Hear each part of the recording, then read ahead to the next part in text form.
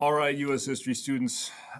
This is a special sort of video for a moment in semester 2 that I'm really excited about. This video is intended for students who are going to be absent right before or right after spring break, which is when we're going to be beginning our Politics and Christian Practices unit. I want to make this video sort of a condensation of what this unit is about to give you some sense of the spirit of the work we're up to, what my hopes for it are, so that you can begin to generate your own thoughts and your own hopes for this very kind of distinct work in our course. So this is a brief introduction. Our target, I'd point to the second target here, which is really our big one, our long-term learning target for the whole unit. I can allow Christian practices and my historical understanding to shape my political posture. Again, a different sort of unit than what we've been up to in our U.S. history course to this point. And for some of us, and this includes me, we're going to be trying something different here. Student feedback. When I asked you guys for feedback on our course, halfway through the semester, a number of people said, hey, it's going great. Can we try something a little bit different? Can we shake things up a little bit? And so this unit is in some part a response to that, and in some part it's just a response to me wondering if we can do a little more to make the connections between the history that we study and the present, American life that surrounds us. Make that a little bit more vivid and kind of live in that space a little more. And so we are going to try something different here. What's the worst that can happen? The worst that can happen is you say, I didn't like that stuff as much. And I'd say, well, don't worry. We're also going to keep doing history our history class as we know it. But I do think the potential, the possibilities are really great here. And I think students last year really liked this part of the course. I'm going to show you some evidence to that effect. So let's begin here.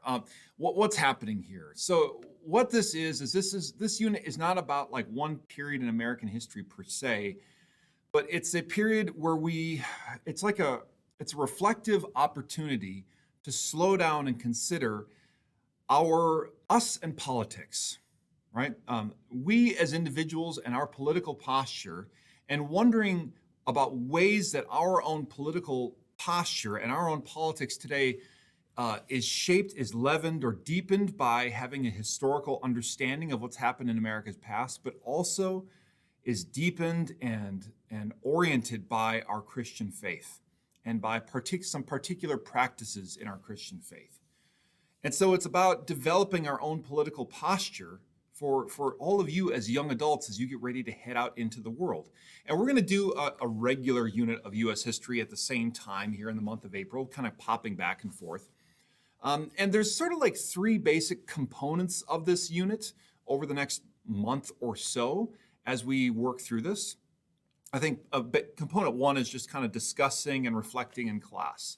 We will have some days where we just kind of slow the pace down a little bit to have a little more discussion, read a piece, reflect on it, do a little bit of in-class writing, like just the process of considering, right?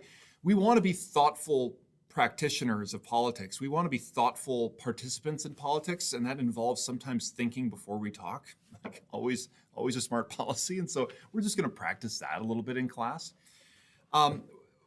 One important piece that we're going to do is we're going to write a short paper, a 3-page position paper, where it just says, hey, pick any topic, any political topic that you have any interest in, and develop your own opinion on this, your own perspective.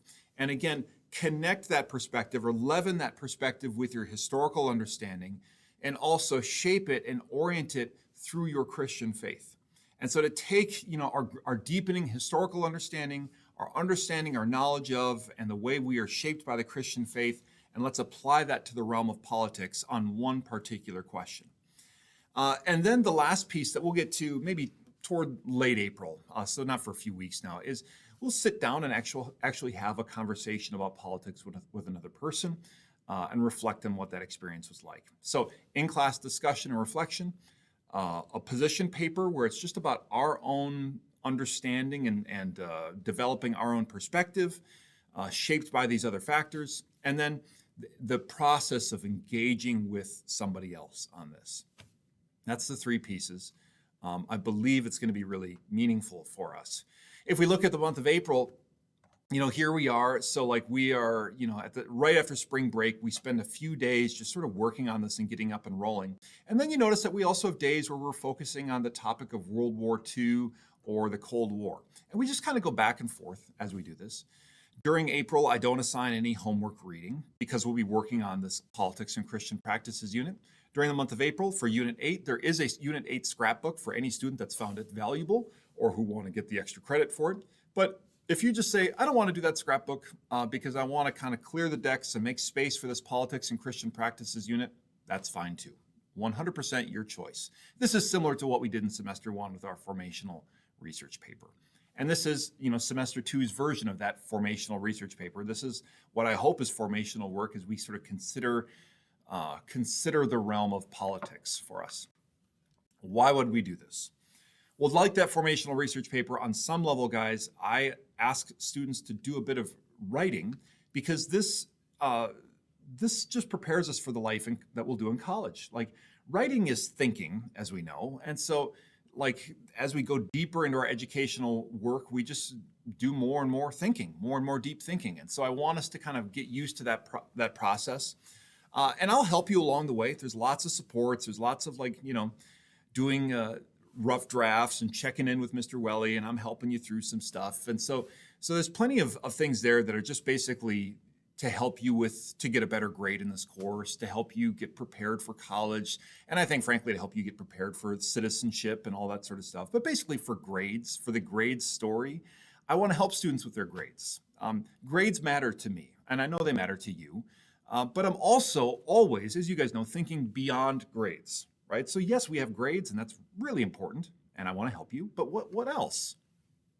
And I'd say there's answers for why we're trying this unit that go beyond grades. I mean, one reason why we're trying this unit is because I've taught American history for, 18 years. And over that time, I've watched our country kind of get a little bit sicker and sicker in a certain respect. Like we're not entirely well. We're going through one of these things that happens on occasion where our politics gets super heated and super hot. And in my own adult life, from the time I was in high school till the time,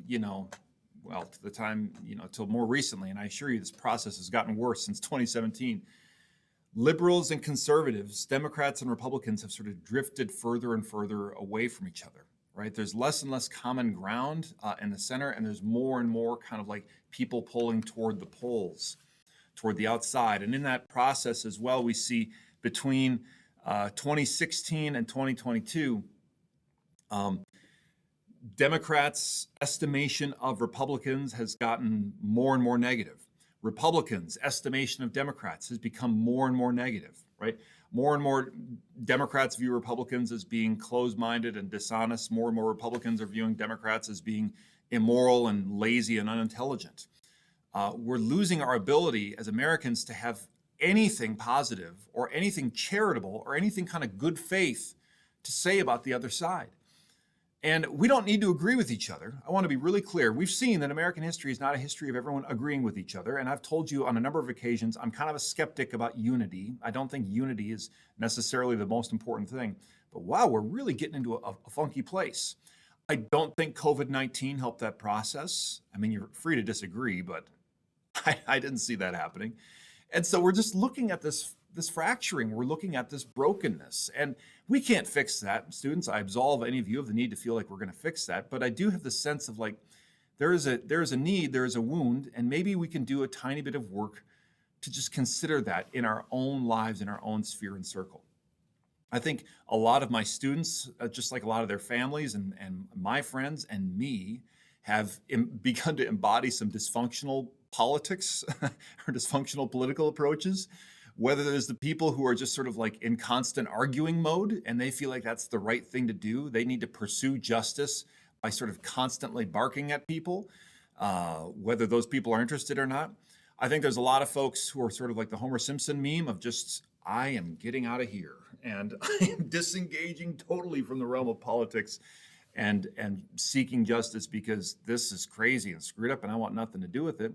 And I think also, frankly, like the realm of social media rewards people getting furious and angry. And people who do kind of lose it or go nuts have everyone else cheering them on and slapping them on the back. I think there's just all kinds of dysfunctional approaches. I would ask you, which of these have you really seen, students? Which of them have you maybe found yourselves drawn into? And so we're going to try to approach history class here in the month of April as a way to tend to that. Again, not to fix it on a macro level, but to consider it in our own hearts and in the realm of the people we are in communication with. And so the need, I think, is our dysfunctional politics and our weird addiction to it.